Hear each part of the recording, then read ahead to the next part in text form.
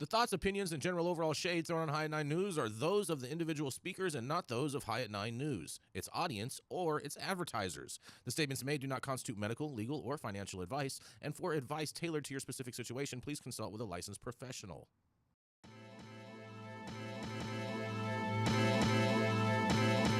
Welcome to the High at 9 News Hour, where you will hear from cannabis industry experts and professionals from around the country talk about important topics while shining light on global issues and discussing cannabis as it relates to politics, regulation and reform, data and technology, science, research and medicine, family and parenting, art, celebrities and entertainment, fitness, sports, mental health and wellness, and plant-based medicines and entheogenics. Together, we are building a stronger community, fighting the stigma and creating change. With your hosts, Jason Beck and Rico Lamitte, joined by special industry expert correspondents from around the country, and daily antics brought to you by Cannabis. Coming to you live every Monday through Friday at 9 a.m. Pacific Time and high noon on the East Coast. And thank you all for getting high at 9 with us.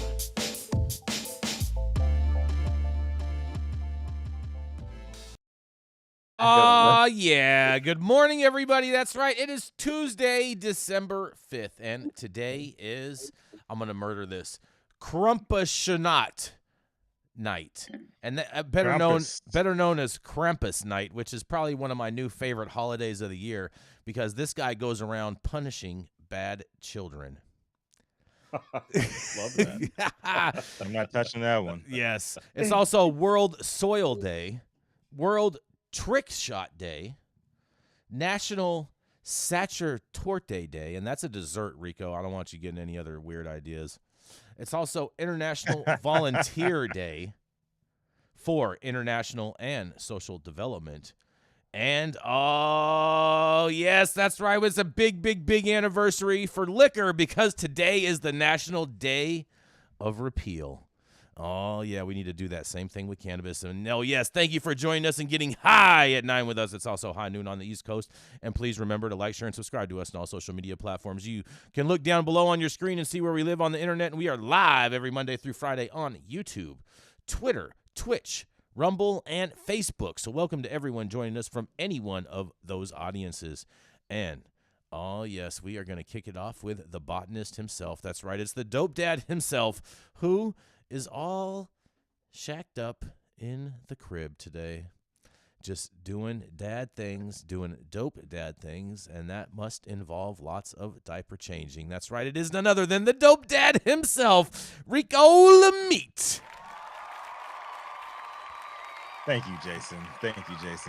Every day is the dopest of days for the dopest of dads. Is that Black Santa Snoop in your view right there?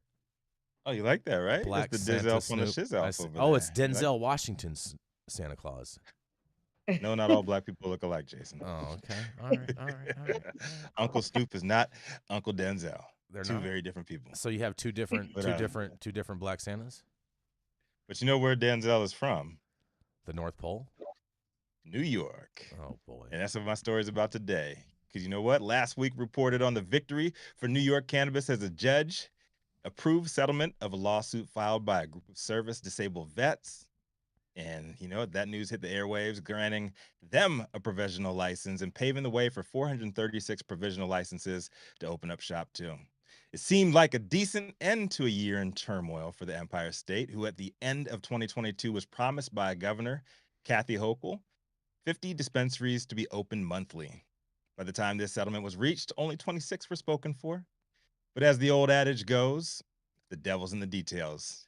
And in this case, it's no different. The exact settlement terms, which were not made public when the Cannabis Control Board approved of them last week, block the issuance of new card licenses until April 2024 at the very least. The judge also approved a second settlement to a lawsuit filed by the Coalition for Access to Regulated and Safe Cannabis, and that settlement establishes timelines for reviewing applications from registered organizations seeking adult use licenses. ROs are responsible for manufacturing and dispensing medical cannabis in New York. The agreement did reinstate the card licensing program that prioritizes individuals with prior marijuana-related convictions. But for the time being, regulators are being forced to focus on clearing backlogged provisional licenses. New applicants will have to wait even longer for their licensure. Per JD Super's reporting, a representative of the New York Cannabis Retail Association said 30 members of his association are on the verge of bankruptcy and cannot wait until April. Judge Bryant previously ruled the veterans group was likely to be successful in its lawsuit, alleging regulators acted unconstitutionally by prioritizing those with cannabis-related convictions for licensure first. While the terms of the Marijuana Regulation and Taxation Act, or the MRTA, gave priority to a large pool of social and economic equity applicants that included several distressed veterans, the veterans group claimed that the card program was more restrictive than legislators intended. The coalition's lawsuit used very similar verbiage. And the proposed settlement of that lawsuit grants licenses to the 5 ROs and establishes timelines for reviewing others also seeking adult use licenses, including several major MSOs, including Acreage, PharmaCann, Green Thumb Industries, and Curaleaf. Well, there you have it, folks. While the card operators whose licenses were caught up in transit will now be allowed to open along with the MSOs, the hundreds of on standby after this round's completed, whenever that may be, will be forced to compete with MSOs that have already been open after paying for staff, operating materials, and rent for a couple of years at a date known only by God herself. On the bright side, perhaps for this year's New Year's Eve photo op, Governor Hochul can show a little love to Curaleaf. They've had a pretty rough year after all. Maybe even buy a couple of tchotchkes from the gift shop this round to let the people know that she stands with them. I know I'm starting to sound like a broken record on this one, but the way this whole New York cannabis market's unraveling is eerily similar to the precedent set forth by California's industry between 2017 and 2020. What do I know? I'm just Rico Lamitte, the dopest dad on the street for Hot 9 News. I'd love to hear what you guys think about this one. I told you so. Oh, MSO is about to eat everybody's lunch in New York. You know that's not going to happen. Time. You know that's not going to happen because all the bodegas are eating everybody's lunch. These MSOs are just going to line up to lose more money now. Get that chopped cheese, baby. That's right. Yeah. That's right. Chopped cheese, clout collage. Yeah. That's right, because you cannot compete with the gray market in New York right now. You can't compete with the sandwich shop, with the bodega, with the smoke shop, with the what else did I see? Clothing stores, like everything. Like it doesn't matter that everybody is selling weed in New York right now, and unless you're going to put a dispensary on every corner, how's that going to work? How are you going to compete? Like If you give me enough time and money, I will put a dispensary on every corner. And shout the out creepy guys in Central Park with the trench coats used to open it up and have a bunch of gold watches. They got weed in there now too. That's from coming to Want to America. buy some weed? Want to buy some weed? shout out to all the sandwich makers though. Shout out to them. Yes. I love a good sandwich. Making the sandwiches to go, breakfast sandwiches to go, lunch sandwiches to New go in York 5 deli minutes. is on Sandwich is great again. Oh yeah. Bagel Yet and another cheese. bait and switch by Governor Hochul here. Yep. Mhm. I mean, come on. I mean, I just like a man who can weave the word tchotchkes into a news story. Oh, you like The that? skill that it takes to do that without You like skipping that? a beat and making that look like that's your native tongue is very, I mean, like I'm way past being impressed with Snoop Santa. The fact that you just wove tchotchkes in there, it warms my heart. That's because he used to watch. I'm He's glad watched you're tons. impressed. That's only because he's watched tons of reruns of Charles in Charge. Yarrow. Yeah, and a lot of Laverne and Shout out to Shirley. Scott Baio. Shout out to Yeah. Scott Do Baio. not Your boy. diminish. Your boy, Not Jason. diminish the Scott dope Baio. dad's Yiddish. Okay, Okay. don't do that, Jason. Is that what we're calling? Is now it's Yiddish now? Tchotchke is Yiddish. Tchotchke Yiddish, is it? Yeah. Now it's No, Yiddish. Jason's Yesterday it was claiming that one. Yiddish, and 2,000 years ago it was Yiddish. Don't make Like me a break schmuck. out a map. Jason is Ah. gentrified Yiddish. Gentrified Yiddish. Oh boy. The I great bet. gentrifier himself, Jason Beck. That's right. I specialize in gentrification. Yeah, I bet. Oh God. I bet. I Definitely not Yiddish. specialize in hashification. A hashification. That's Look at right. that. That's that beautiful sift right Ooh. there that's going in this Squishy. beautiful hash hole. Todd, You couldn't bring that to the party. Todd, exactly. you get another chance to watch me roll some. You got hours to another roll a chance to watch joint. me roll And some, Todd. Just so everybody knows, one thing that did happen at MJ Biz is that Saman Razani did win the Guinness Book of World Records for longest stuffing of a blunt, taking him 4 hours and 20 minutes to stuff a backwood. Hey, Very Well, impressive. got that 420 in there. Winners are winners, Got that dog. 420 in there. W. I like it.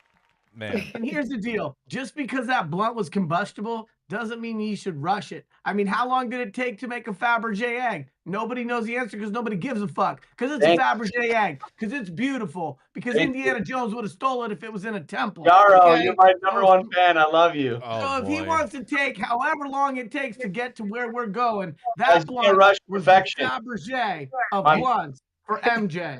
Just like my man says, you can't rush perfection. Look at this. Look at this. Oh God. You know what? On that, we're gonna go to a commercial. We're gonna be right back. We got a lot of people on stage today. Here we go.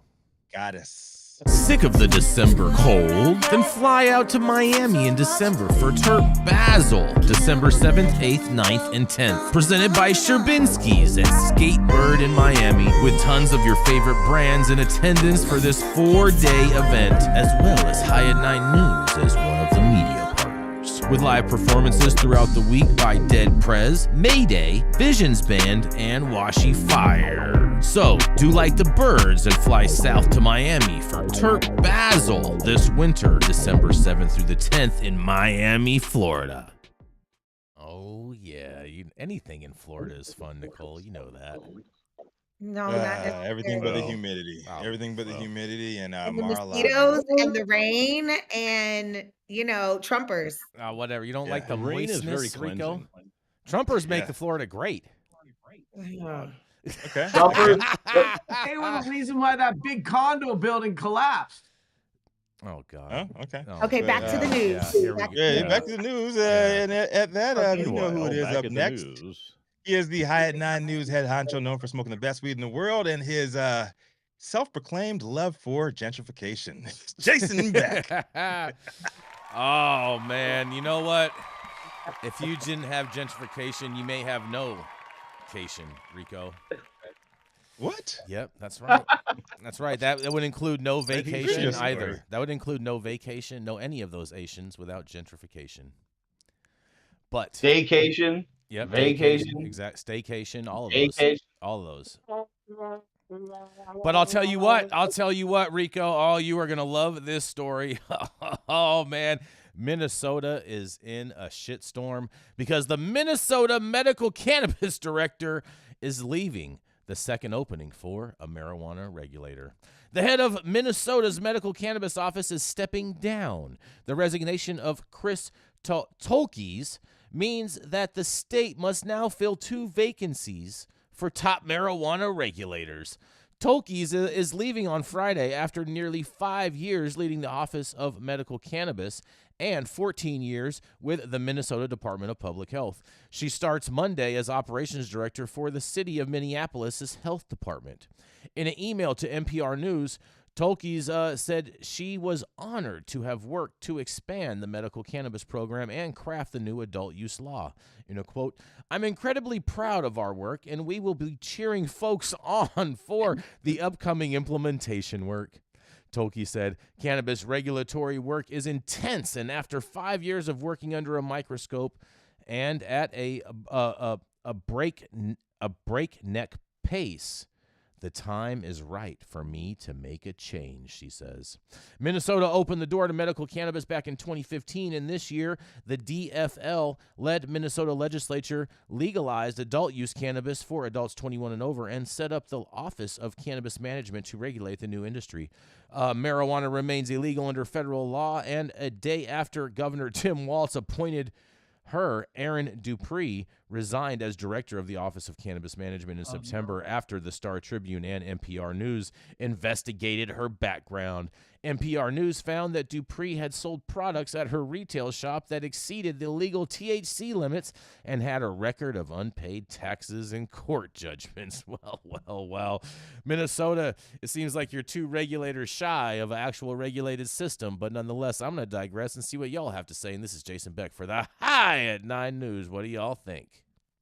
Listen, I Why think is you she should not? move Why is to she not a great Minnesota and candidate take for that this job. position? Yes. Yeah. Yes. Why is she not a great candidate for that position? Like somebody who's actually been through it. They have no one. That's right. They have no candidates for this, Rico. This is the former lady. This is the lady, the story that we covered when she got hired one day, and the next day we're covering the story of her resignation because of her little trap shop. I know that's what I'm saying. Like, how is she not a great candidate for that? She knows how the game She's a goes. perfect candidate. I Yeah. think that might be a conflict of interest. It's called Rico. nepotism, guys. I think and that's you can't, actually you called a know, conflict of interest. Yeah, you Why can't. don't You they can't have. shuffle Jesse Ventura in for that spot? I think Jesse Ventura would make a perfect candidate. Even He would though be a good regulator. I thought he was going to be running for president, though. He would clothesline you if you stepped out of line.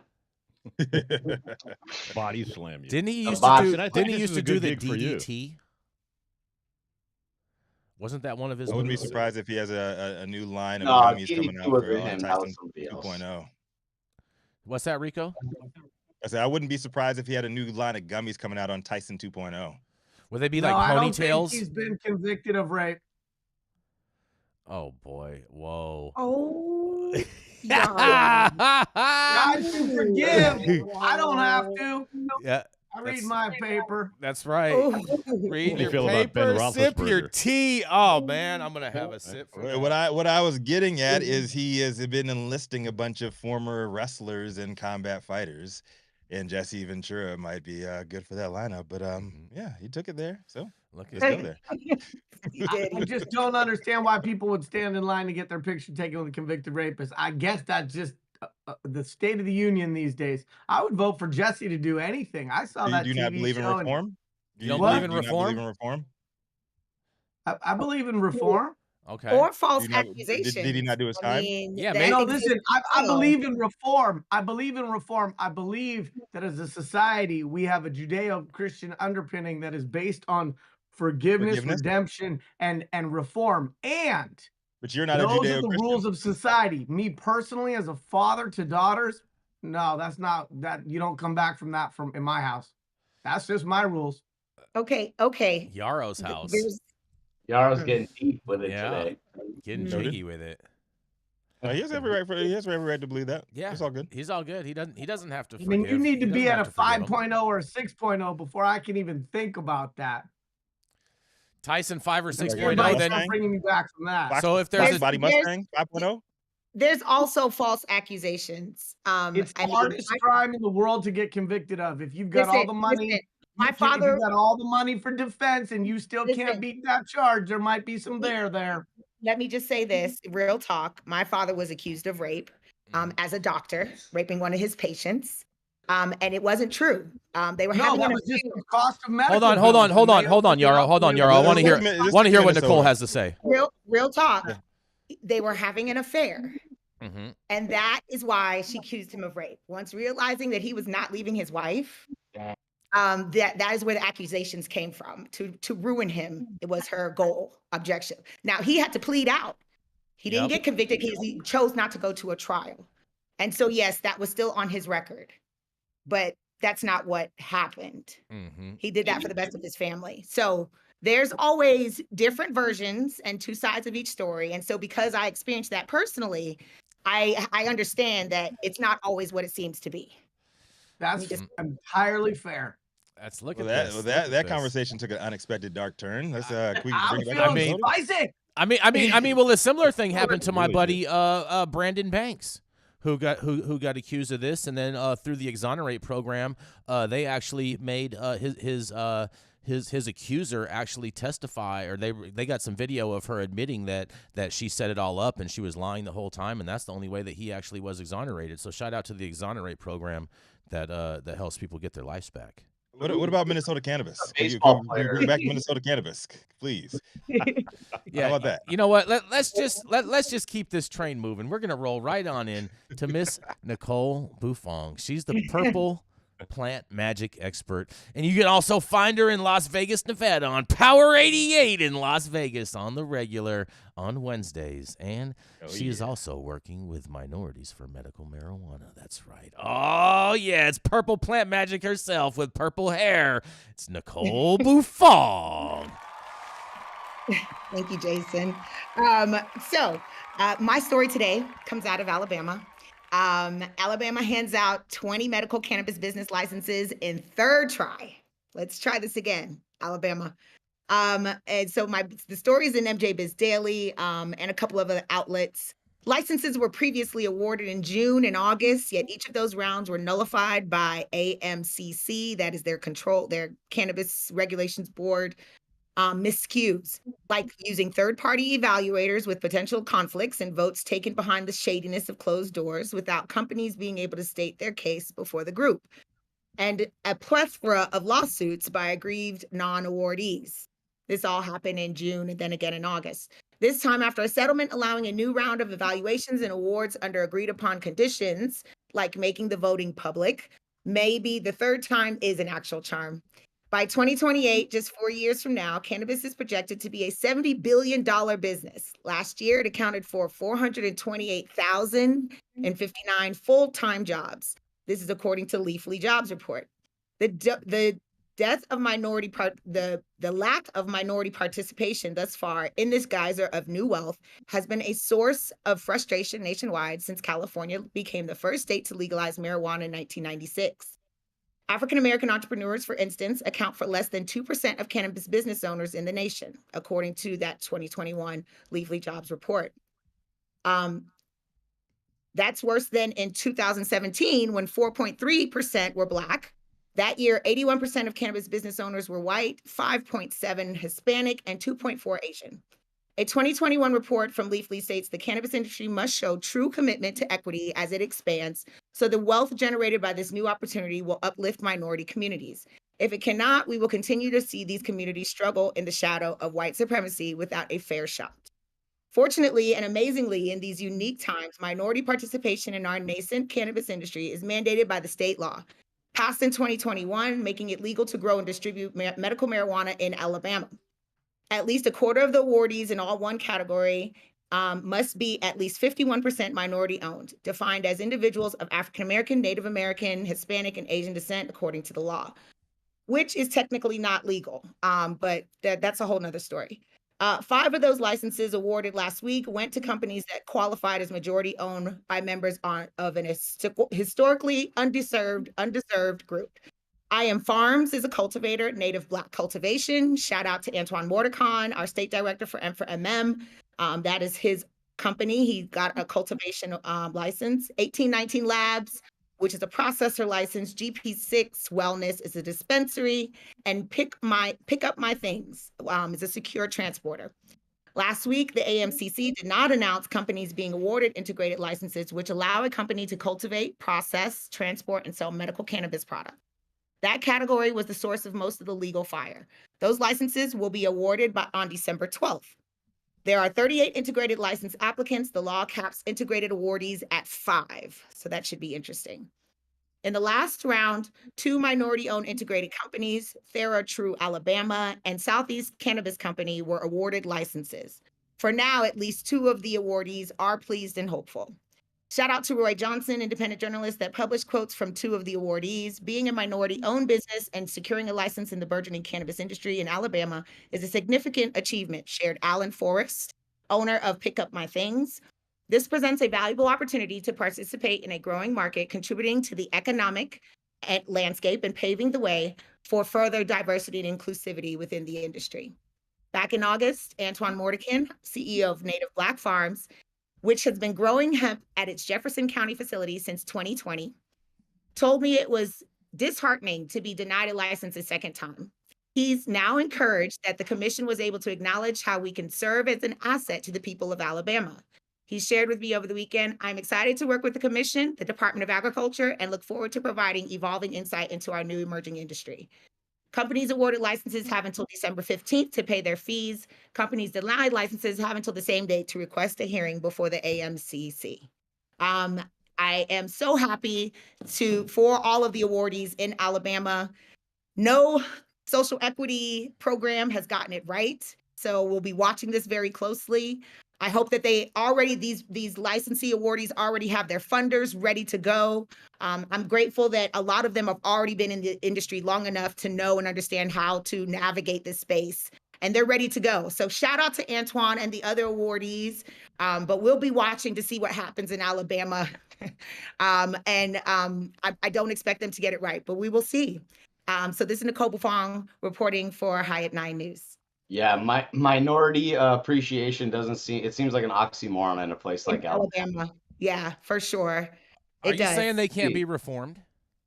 No, I'm Oh, saying that please it's We not. are. Yes, we're clearly saying Yeah, that. They can't. Okay. First of all, All right. Jason all right. coming hard with the dog whistling today. I like it. I like it. first of all, Alabama has, we don't have to go through the history of what Alabama has contributed to white supremacy in this nation. But I will say that I am so proud of these licensees for continuing to fight. They didn't give up. They recognized how important it was that they at least follow the law, follow the rules that you made yourself. How are you going to pick people that don't even go by the qualifications that you demanded in the state? And so they fought, and hopefully the rest of this rollout will be nice and smooth. That's what I'm wishing for these awardees. So are you saying that the program there had a racial preference in terms of awardees? Yes, which is So so that, easy. that's a real challenge, and I'm going to explain to you in my limited understanding why that's going to be a problem and why that sets them up for litigious landmines in the future. So Yep. Oh yeah. affirmative Here we action go. was rolled back, and as a result of affirmative action being rolled back because it was race-based preference, That's right. many municipalities, many policy writers, many trade organizations, many of the people doing the good work to make sure that these programs have granular, that they make sense, that they're logical, that these programs are fully thought out and fleshed out, understand that when you put in these race-based preferences, you basically set a program up for civil litigation downstream with an organization unnamed, funded by who knows who, that's going to say, hey, these are not fair because they're race-based. And so that's why we've come up with things like disproportionately impacted areas, or if you qualify for 3 out of the 5 symptoms of poverty or of being in a community of color in this country, here's how you're going to be able to qualify for these programs. So the challenge that I have is a challenge that I have every day. I wake up every morning and it's the same darn challenge, which is that we see these programs roll out things that we have seen not work in other markets. Hello, we started the day with an article about New York that also is about rolling out things that have not worked in other markets. So here we've got this and we're shouting out, we're happy and we're hopeful and all that stuff. But if they've set up a program that we know has known landmines and is begging litigation later and has a chance of being rolled back, unwound, redone, whatever, then my question is, what are we doing to those current license holders and having them go down that rabbit hole, go down that path, while we know that the greatest chance is that this program is going to get modified as a result of civil litigation? Why do we do that over and over?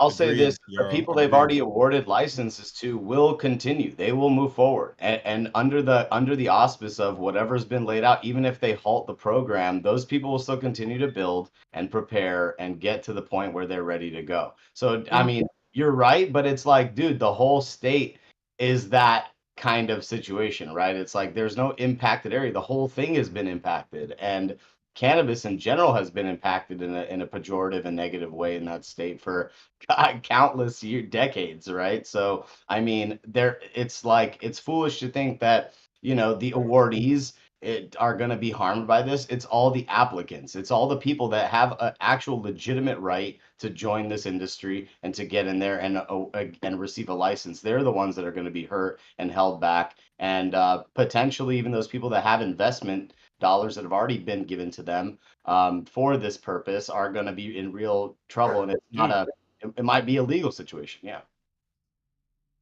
I think Yarrow's absolutely right. In Nevada, when we looked at legislation, when we made recommendations to the state of Nevada in 2021, and they put social equity for the first time in state statute, Minorities for Medical Marijuana looked at what other states' language was. And that was one of the things that we made sure wasn't a qualification for qualifying for social equity. We used the disenfranchised, like you had to put in your zip code or your area code, your zip code in order to determine if you qualify. And it could not be based on race because we saw in other states what was happening. And we didn't want to face litigation down the line in Nevada for those social equity applicants. So you're absolutely right, Saman, and so are you, Yarrow. It goes both ways. And we want to hope for the best. But at the same time, we've seen this happen in other states, and it's going to be a few years down the line. It's going to slow up the process for those that did get the license, because they're going to put a stop to them being able to go into actual operation because it's in litigation. And so I don't want that to be the case. But we can only hope that that these operators get to start making product. The patients in Alabama deserve to have good, safe, clean product as well. And so I know that they're tired of waiting. So hoping the best for this program. And again, hopefully, because of the resources that I know that we've seen what has happened in other states, that we can learn, and these operators can also learn, and hopefully not have to close their doors before they can even start operating, because we've seen it happen in other states. Yep, I agree with you, Nicole. You can always hope for the best, but with these types of situations, you might as well expect the worst. Don't. Hope for the best. Hope for the Cautious best. optimism. Yeah, I mean, Hope for the best. I'm Expect the hopeful. worst. As long as there's not one of these another injunctions or something like that does potentially There's cause going to be license something. holders to- There's going to be something, Yarrow. There's going to be something that pops up. But I think broadly from a policy perspective, I'm trying to think of how to make an inappropriate joke appropriate. Like, I hope that race-based criteria is not the linchpin for this program, because we can look at the symptoms of institutionalized racism, of disenfranchisement, of a lack of equal opportunity, and we can come up with criteria based on those symptoms that show up very prevalently in communities that have been more impacted. And there is just a 2.0 conversation. And to your point, Nicole, there are organizations like Minorities for Medical Marijuana, MCBA, CCIA, CIOA that have template language that can be used for these programs, so that on a municipal basis, people don't need to go out there and both recreate the wheel as well as create potential downstream risk for their programs by having language that isn't defensible. So I'm optimistic, but I'm also scratching my head like, hey, we already knew better than this. Call Cat Packer, call somebody who's been in a regulator with a program, and find out what they learned from that and how your language can be more defensible to avoid these civil lawsuits that will jam up, if not operators, Saman, if not the operators, at least the applicants. And I believe that every applicant should have the opportunity to go out there, work their ass off, and try to make a successful business. Yeah, real quick. here's the thing, It may have been inadvertent, but I caught a couple of double entendres in there, because you did say linchpin, and we're talking about Alabama. Number one, and then number two, you did put a 2.0 in there as well. Just wanted to point that out. He did struggle through it, though. It was painful for him to say it, though. So Our truth. I catch everything. I'm Spider-Man over here. Yeah. Look, you can't think logically in a system where it's meant to just stop the process. And that's the other part of this, is like half the lawmakers want it to go forward, the other half don't, right? So that's the problem, is they don't care about these civil lawsuits. What they care about is this system proliferating through their state where they can't control the money. And I think what it all boils down to, it's always about the money, and they want the people that they want to be operating so that they can benefit, and that's the deal. It's beyond all of these fundamental things that make so much sense to about 99% of the people in this country. But that's the power of politics, and this is how it works. And especially in a place like Alabama, Mississippi, Jason and I were in Mississippi. Oh yeah, bro, we were out there. Yeah, we were there. Oh, bro, we were in the dirty of the Mississippi. And I don't even know if I'm safe there. I mean, my only hope for this program, however well formed or not, is that these programs need to be coupled with resources, and that these license holders who are social equity need to be provided with more than some little tutorial on how to be a good bud tender, and that these states need to make sure that they're allocating adequate resources to stand up these nascent regulated little paradigms and to ensure the success of these businesses. And I always believe that, separate from the language in their regs, I can tell how serious somebody is by how much resources they're allocating towards something. So if they put adequate resources towards standing up these businesses, I'm happy. And if they don't, I'm not. And on that, we're going to go to a commercial. We're going to be right back. How's it going, guys? Saman Razani coming to you from Green Street here with Jason Beck, smoking on the best weed in the world. Did you know that we have an audio-only version of our podcast available on Apple, Google, Amazon, iHeartRadio, and Spotify? Tune in now and check it out. That stretch that I don't know. Yes, and we're back. Well, stop whatever you're doing and make sure you hit that like button down there. I know you'll feel better about it. We'll feel better about it, and YouTube will feel better about it as well. Make sure you subscribe to the channel as well if you have not subscribed already. And on January 1st, we're going to be moving channels to High at 9 News. HIGHATNINE News. That's where you will catch our daily news broadcast Monday through Friday starting January 1st. So make sure you go and subscribe, and Adam's going to throw that channel link in the chat just to help you find it even better. And all of the articles that we cover on today's show you can go and read at www.highat9news.com. We'll see you there. The Control Tower from Highly Educated has perfected the dab. Utilizing the concept of thin film evaporation, you can waste none of it and taste all of it. The micro texture of the SE pillar increases nucleation at elevated temperatures. And with the tower propelling at 2,600 RPMs, it's certainly the most efficient dab experience to date. The Control Tower from Highly Educated. Up next, we got a second-generation cultivator that doesn't always believe in second chances. He's the founder of Special Teams Consulting and also known as the Sebastopol Sage. Y'all know who it is, Yarrow Kubrin. Oh, man. Don't get me started. Don't even Good morning, good morning, good morning. Hyatt News viewers, this is Yarrow Kubrin, Tuesday, December 5th, 9:37 a.m. Pacific time. And when I'm not rambling and ranting, I am covering articles like this. My article this morning, cannabis users to be protected from workplace discrimination in California. Under new state laws, employees will not be able to be reprimanded or fire. Employers will not be able to reprimand or fire employees for off-duty cannabis use. California employers will soon be barred from discriminating against employees or applicants based on cannabis use outside of the workplace.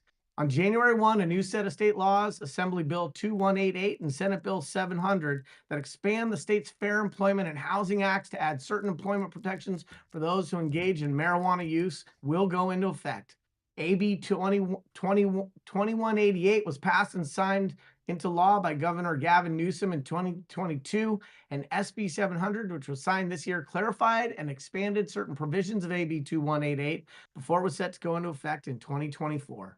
Under the new laws, it will be illegal for employers to with 5 or more employees to penalize potential or current workers for off-duty cannabis use. SB 700 specified that this protection prohibits an employer from asking an applicant about their prior use of the substance, except if they are permitted to consider a criminal history with cannabis-related crimes.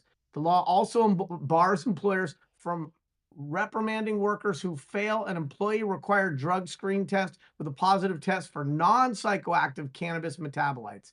These metabolites are a dormant footprint of cannabis that is stored in one's body after the THC metabolizes. Experts say most drug tests from employees primarily screen for these metabolites as opposed to active THC. Unlike active THC, the presence of metabolites usually does not indicate impairment and has not been found to lead to a higher risk of workplace accidents, according to NORML, National Organization for the Reform of Marijuana Laws.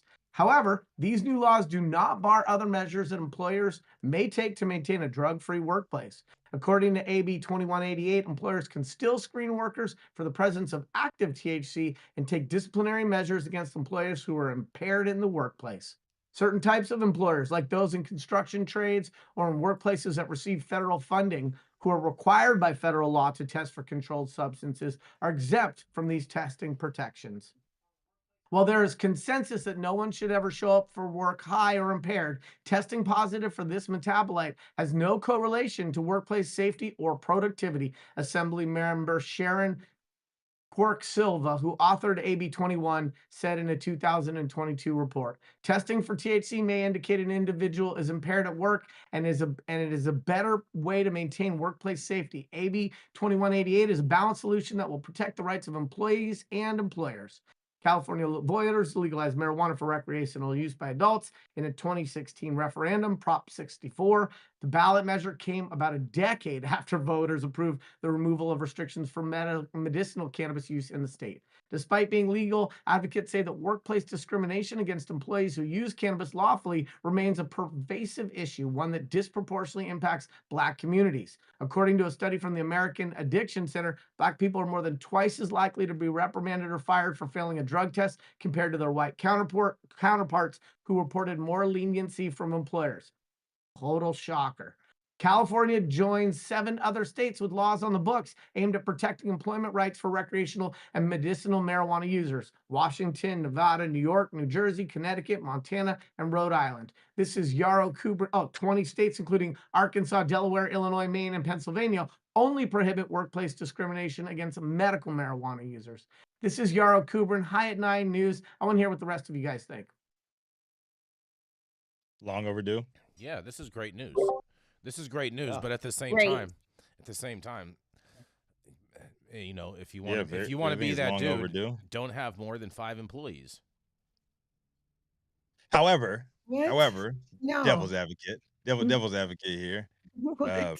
What you do on your own time and how you present yourself on your own time can still come back to bite you in your ass, because you might not want somebody representing your company for what they're doing on their own time. Yeah, I and don't displaying understand. themselves publicly as such. I really don't understand the meaning of why they would say, you know, with any company with five employees or more would fall under this. Why not just say all California companies? It just doesn't make a lot of sense. It doesn't make sense.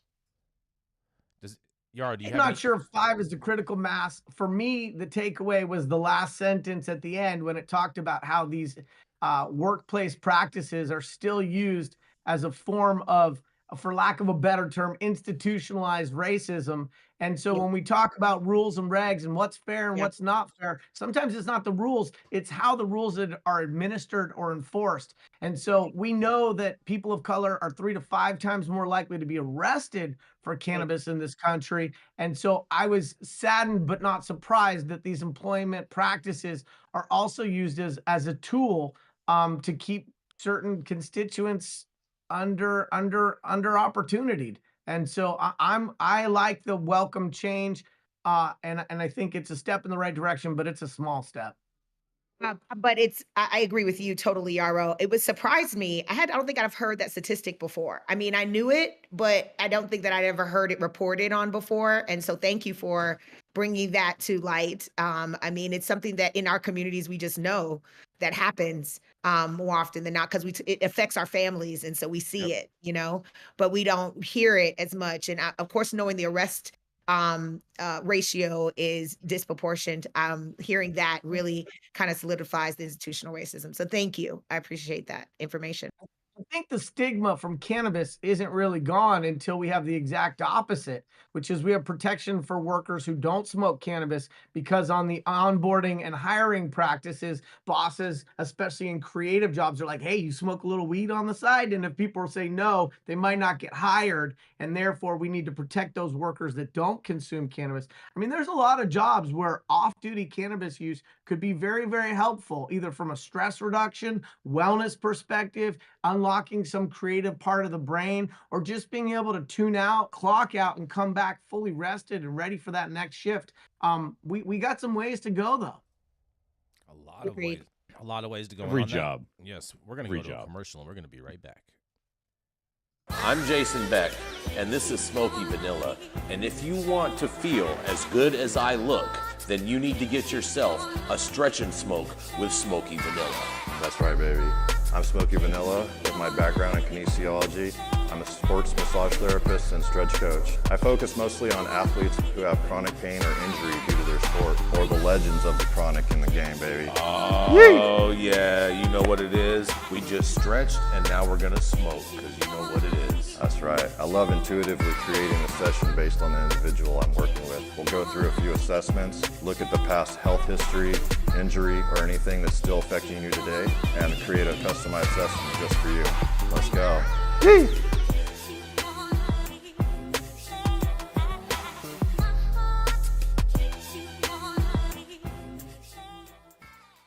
Child, Todd, weren't you? Oh man! Whoa. Oh, whoa! You're not sharing Whoa. that smoke. You know, Hey, coming up. Hey, nobody Yeah. wins when the family feuds. Oh, Come easy. on. I'm happy to Easy, share it. I'm easy. just saying it went quick because there was a lot of people there. It I don't care. So he rolled. He rolled a quickie. My Huh? pot is your pot, sir.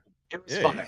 He rolled. We always smoke the best weed in the world around here. I don't know. I think it was I some don't of have that a pot to dusty piss in. Colorado weed. I don't want to hear no capping out of you, Jason. It I was don't wanna that hear dusty no capping. Colorado weed that just burnt up like that. It was actually the most fire ass California weed, but yes. I bet. But nonetheless, coming up next, that's right, it's Mr. Saman Razani, the man who loves Colorado weed and whose formulations are so good that it reminds women over 50 how to say hello again. That's right, it is none other than Mr. Saman Razani. Hello, dear audience and friends and family from across the globe, tuning in to the highest show on YouTube. Today we have an interesting story from across the pond, as they say, coming straight out of Germany. Marijuana Moment reports Germany delays final vote on marijuana legalization bill until next year. Luckily for us, it's almost next year. A final vote on a bill to legalize marijuana in Germany that was initially planned for this week has been called off amid concerns from leaders of the country's Social Democratic Party, the SPD. The delay means that action on the landmark proposal will be postponed until next year. It always has to be approved by the parliamentary groups in the end, said Dirk Heidenblut, a SPD member of Germany's Bundestag, who was responsible for the party's cannabis policy, said in an Instagram post. And if a faction leader, in this case the SPD, has concerns, then it cannot be set up yet. Despite the delay, Heidenblut added that as long as the measure advances by the end of January, the delay shouldn't meaningfully impact the schedule for implementing legalization. If lawmakers pass the bill, the early stages of reform, including home cultivation for personal use, would begin as soon as April. The development in the latest of several delays to have slowed the bill's pace through Parliament. Lawmakers initially delayed their first debate on the legalization, which was held in October, ostensibly due to the conflict in Israel and Palestine. They also pushed back a vote scheduled for last month as supporters worked on the improvements to the bill. While Heidenblut's recent comments didn't elaborate on SPD's concerns or provide further detail on the delay, proponents of the legalization measure faced criticism in the Bundestag last week that suggested ongoing hesitancy about the policy change. At a meeting on Wednesday, Health Minister Karl Lauterbach took questions from members, some of whom opposed legalization. At several points, he pushed back against lawmakers who suggested that legalization would send the wrong message to youth and lead to increased underage consumption, saying their arguments misrepresented the legalization according to the translation. The fact remains that child and youth protection is carried out through education, and sales to children and young people remain prohibited, Lauterbach says. That is the only change we have made in this area, a tightening. Lawmakers also recently made a raft of adjustments to the bill, mostly designed to loosen restrictions that faced opposition from advocates and supporters in the Bundestag. They included increasing home possession maximums and removing the possibility of jail time for possessing slightly more than the allowable limit, which is really good. Lawmakers further agreed to stagger the implementation of the reform, making possession and home cultivation legal for adults beginning in April. social clubs that could distribute marijuana to members would open in July. Officials are eventually planning to introduce a complementary second measure that would establish pilot programs for commercial sales in cities throughout the country. That legalization is expected to be unveiled after it's submitted to the European Commission for review. As for the latest delay, the German news outlet LTO reported that it's unclear whether the SPD faction leaders has a problem with the content of the law, or simply whether focusing on marijuana issues in times of budget crisis shortly before Christmas seems inappropriate to them. The Bundestag could now take up the measure as soon as January 18th or 19th, LTO said, or just in February. The German news publication Der Spiegel, meanwhile, reported that the hangup is a result of criticism from domestic SPD politicians. There was no agreement with the domestic politicians of the SPD faction at the time. Domestic politician Sebastian Fiedler told the outlet, if the law on cannabis legalization were to be voted on now, there would be a significant portion of no votes from the SPD faction, including my own. An SPD spokesperson in the Bundestag, meanwhile, told the publication, "We are confident that the law will be passed promptly in the new year in the Bundestag." A member of parliament from the Green Party, Kristen Kappert-Gonter, expressed disappointment about the delay. It is extremely unfortunate that cannabis is not yet on the Tagesordnung. Sorry if I slaughtered that. Legislative agenda in the Bundestag. A step up would have been possible. Cooper Gunter said. She noted that that the April start date for certain elements of legalization, however, can still be achieved if it's set up at the beginning of the year. Attes Upernar, who represents the left party in the Bundestag, didn't mince words on social media following the announcement of the delay. It is politically so stupid that the SPD leader is stopping the cannabis law, Upernar wrote in social media. It is once again bowing to the culture war of the right, and thereby making it bigger. The messing around of the legislature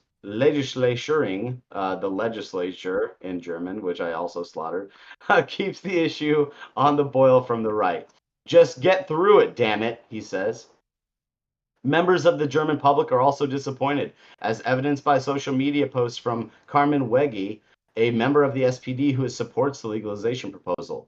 "Dear everyone," she wrote, "if you are dissatisfied, please write me an email or contact me in another way. Finding out my employee's home number and making phone calls on the weekend doesn't result in a step up." The German Hemp Association has launched a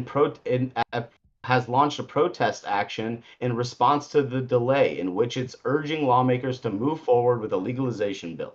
The group is asking supporters to send letters to their representatives to call for the bill to be passed without further restriction.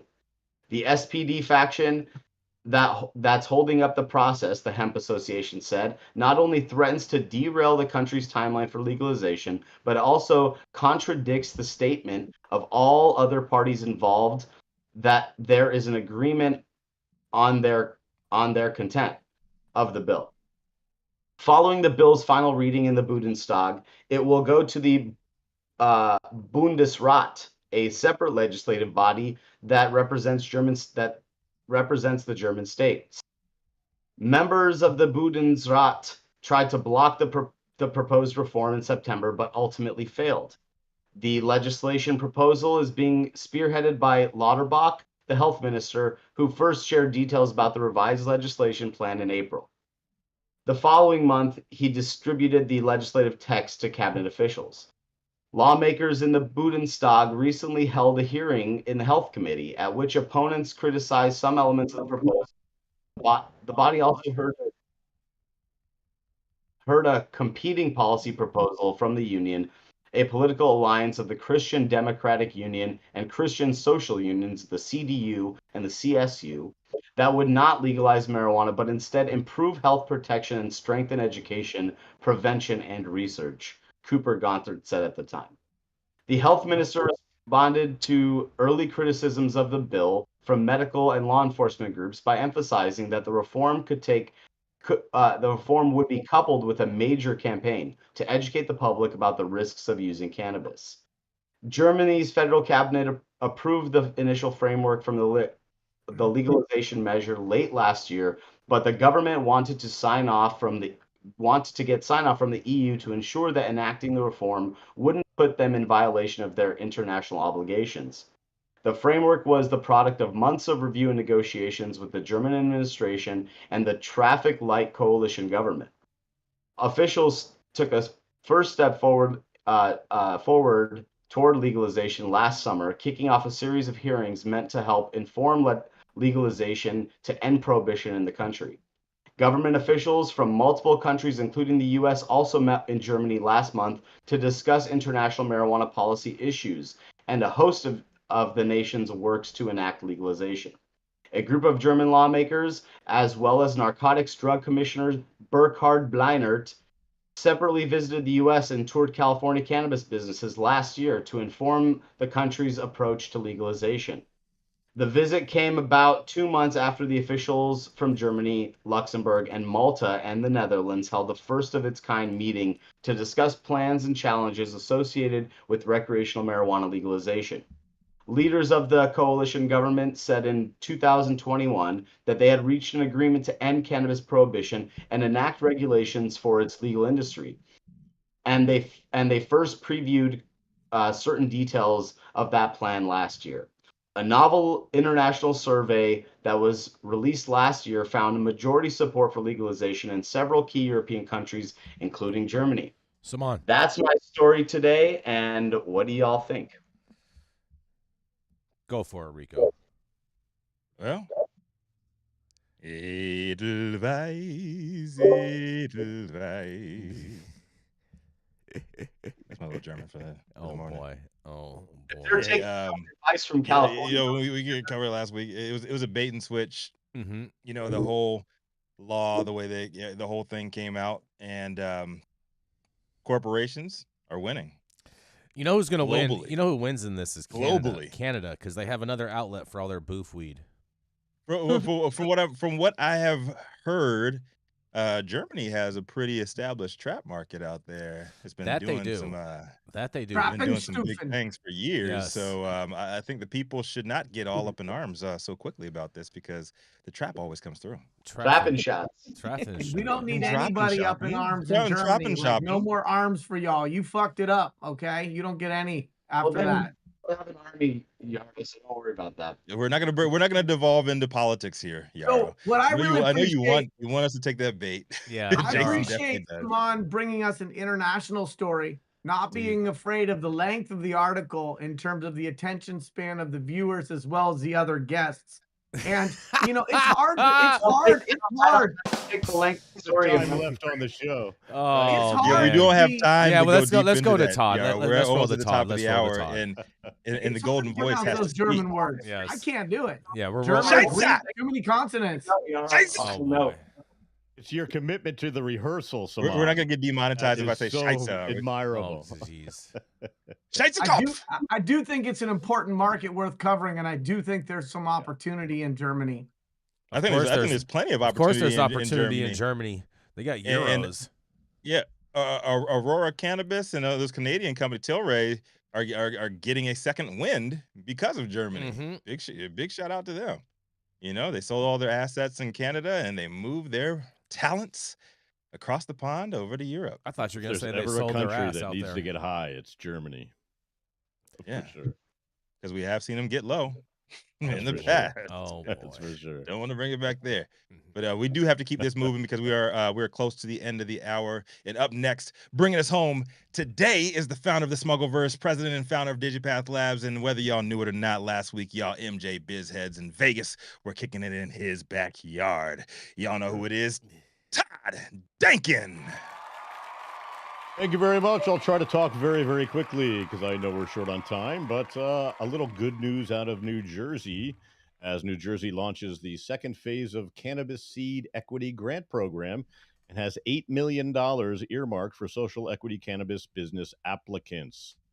The New Jersey Economic Development Authority, an agency responsible for providing financial assistance to New Jersey-based businesses, recently announced that it will now be accepting applications for Phase 2 of its Cannabis Equity Seed Grant Program. This phase includes a total of $8 million that will be split up between 48 applicants, each receiving $150,000. Entirety of the Cannabis Seed Equity Grant Program offers a total of $20 million to applicants with either a conditional or an annual cannabis license, with the goal of providing funds for startup and operation expenses during a business's first 3 years. First phase of the program allocated only 40% of the funds for social equity applicants, whereas Phase 2 is utilizing 100% of reserved funding for social equity purposes. The application window for Phase 2 opened on November 30th, and approved applicants will receive $150,000 and no-cost technical assistance, which includes an 8-week program for grant recipients to benefit in the form of webinars. The technical assistance program will provide training on converting a conditional license to an annual license, building a cannabis business team, financial management, securing investors, supply chain management, and much, much more, according to the New Jersey Economic Development Authority. According to the Chief Executive Officer, Tim Sullivan, building out this new program will bolster the state's cannabis industry. He said, under Governor Murphy's leadership, New Jersey is on the forefront of creating a stronger and fairer cannabis market, especially for communities historically harmed by the unjust war on drugs. Seed Equity Grant, which is specifically designed for social equity applicants, will help create an equitable, inclusive marketplace that will create jobs and strengthen communities, all while ensuring entrepreneurs are able to reap the industry's economic benefits and have access to the resources needed to succeed. Wonder how long it took him to come up with that sentence. Cannabis Regulatory Commission also signed off on the effort to prioritize social equity. CRC Chair Diana Honu said, we are excited to see grant funding being used to help social equity applicants realize their entrepreneurship dreams. Beyond the skills and business acumen it takes to be an entrepreneur in any industry, starting a cannabis business faces additional challenges, including limited access to traditional means of business funding. Phase 1 applicants were not required to have secured real estate or municipal approval for their cannabis business.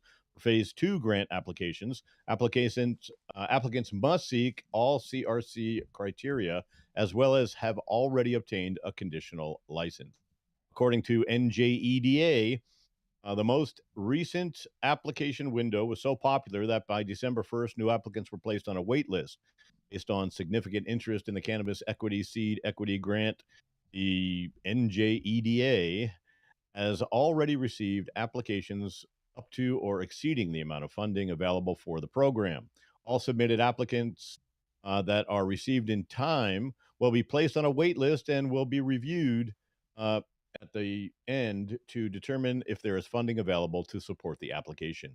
Recently in October, NJEDA announced $12 million in funds for 48 cannabis businesses, getting $250,000 each, describing the round as one of the largest social equity grants of its kind in the U.S. Governor Phil Murphy spoke about how essential it is to invest in social equity programs. As the cannabis industry continues to reach new heights in New Jersey, it is important that we build on our efforts to support the businesses seeking to enter and grow within this emerging market. The Cannabis Equity Program allows us to simultaneously expand the pool of cannabis businesses in our state while also focusing on those communities most impacted by the unethical war on drugs. Murphy added, as we work to create a stronger, fairer, and more equitable cannabis market, our administration will continue to increase access and opportunity to the small businesses entering the industry. Oh, New Jersey moving forward with social equity program that might actually be working. What do you guys think? Will it be duplicated? Will it actually work? I'm Todd Denkin with High at 9 News. Hey, I got a couple quick hits on this one. New Jersey has done a pretty good job with their rollout and with the rhetoric. We'll see how it rolls out and if it is actually effective at the end of the day. But they have done a good job actually looking and trying to learn from all of the nation's other social equity programs that have failed. So big shout out to their team. They came out here, and we had a roundtable with some of the OGs in the social equity space here in Los Angeles. Big shout out to my man Wes doing the damn thing. The problems I have with this article, though, what the fuck is that stock picture that they chose? They chose a black man like smoking. There's a stock picture, and I'm like, yo, NJEDA Chief Executive Officer Tim Sullivan. That's definitely a white man. Looked up his picture. Oh, Who is this you stock image of a profiling? black man just with smoke coming out of his mouth, That is representing the New hilarious. Jersey social equity program? Why did they use that picture? I got questions. High Times. What's going on over there? How does it represent the New Jersey social equity program? You just got some random stock image of a black man with I smoke have to agree with drifting you, out of his mouth. Rico. Just New saying. Jersey, what I've seen happen in New Jersey, they bucked against the governor when things were. Who is when this things man? who is that? When things weren't going their way. And I think that what I've seen so far is like they are learning from other markets, and their social equity programs and taking that into heed. Shout out to Leo, all the people I know Shout on out the to Leo ground in New Bridgewater. Jersey that are doing Yeah. the work. And so Weston McWhite. I see that I appreciate it, and like you said, we'll see. They haven't they thought about the capital part, which I love. They really created a program to actually get them money, which is what was lacking in most other social equity programs. So we're watching very closely New Jersey, and I hope that they do create a socially equal type of ownership and industry in New Jersey. I love to see it. I will say this about New Jersey. Their regulators definitely get active on Twitter, and so shout out to them, because they actually are the ones that will call out other state regulators in regards to their hypocrisy when it comes to social equity. That sounds like a New Jersey approach to anything, right? Yeah. I love it. I love it. And I hope they do more of it. Plug for Bridgewater, Leo, doing work out there, game recognized game. I think the critical thing here, and I said it earlier in this show, is you show me your budget and I'll show you your priorities. If you're not putting resources into social equity programs, then you are not even doing a good job tokenizing, right? And so I think the thing that I would hope to impress upon our viewership, meaning if you stand up a program and you put no resources for it, you're just trying to make yourself look good, but you're not really trying to create measurable, you see what he did there, positive right, Rico? impact. I did. All right, just want to make sure you saw what he did there. Okay, all right, just want to. He's on a roll today. He's on a roll today.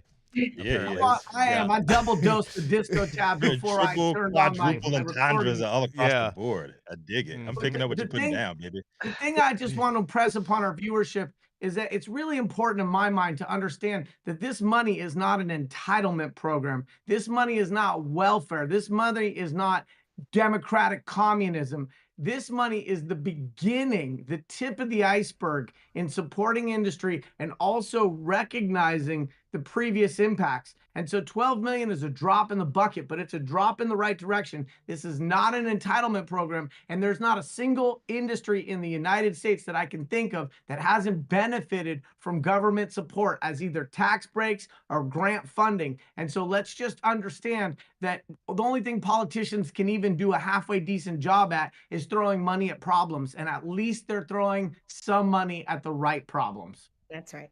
Agreed. I like how you put You that. wanna have a final word on that one, Todd or Saman? I would say nice job, New Jersey. Except for the photograph.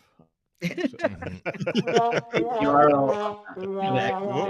was High Times thinking with this? So I'm willing to bet that guy did not get paid to have his image published. No, it's a stock image. It comes from Shutter. It's a stock image. Shutterstock. Yeah, there you go. Yeah. I said, find a black dude smoking weed. Yarrow, you Yeah. exclamation They could have point gone on outside and got that picture. Hit him with the horn again. Adam, they're asking for the horn, Adam. Yes. But thank you all I think that was for the wrong joining one, us but- for yet another episode of High 9 News. You can catch us live weekdays, 9 a.m. Pacific, high noon on the East Coast. Big shout out to the super fans showing love, getting their comments posted live on the big screen. Our live audience and online supporters catching us across all media platforms, tuning in each day to the headlines of chaos, also known as the developing cannabis industry. To our vetted correspondent team tuning in from all over, bringing us much needed variety of perspective and your respected opinions to the table. Our production team, Cloud Media Partners, Big Adam, always in the building. Yeah. Can I get a horn for him? There we go. There we He go. speaks with And our sounds. sponsors keeping the lights on and our AV struggles to a minimum. As always, Cannabis Sativa L, the reason we show up to read these stories every single day. Thank you too, baby girl. It has been Tuesday, December 5th, 2023. The show's over. You've all been blessed with the top industry headlines. Hope it's enough for you to put in your pipe and smoke at least until tomorrow. I'm Rico Lamitte, the dopest dad on the street. And I want to give it up to Nicole Buffong. Yes, Purple yes, yes. And hold on, we one do want to wish Nicole a very, very fond farewell. Today is going to be her last episode. She is going to be getting her own show on Power 88 in Las Vegas, Nevada. So we want to send her much love and much success with all of the projects and whatnot. And Nicole is big family with High at 9 News, and so we want to make sure that she has the last Be word. back. Thank you so much. It's been so much fun over the years. I just want to say to all of the audience out there, make sure you keep being an advocate, because that's what this is all about. We have to stay informed. We have to stay educated so that we can empower our own communities, because cannabis truly is medicine. So thank you, High at 9 News. I love my High at 9 News family, and I'll be back. Let me get Love you. everything Stay situated, purple. and I'll be back. Oh, Amazing. good luck. Good luck out there. Break a leg. You're gonna Awesome. do amazing. Respect. Thank you. Yeah. Power 88 in Las Vegas, Nevada.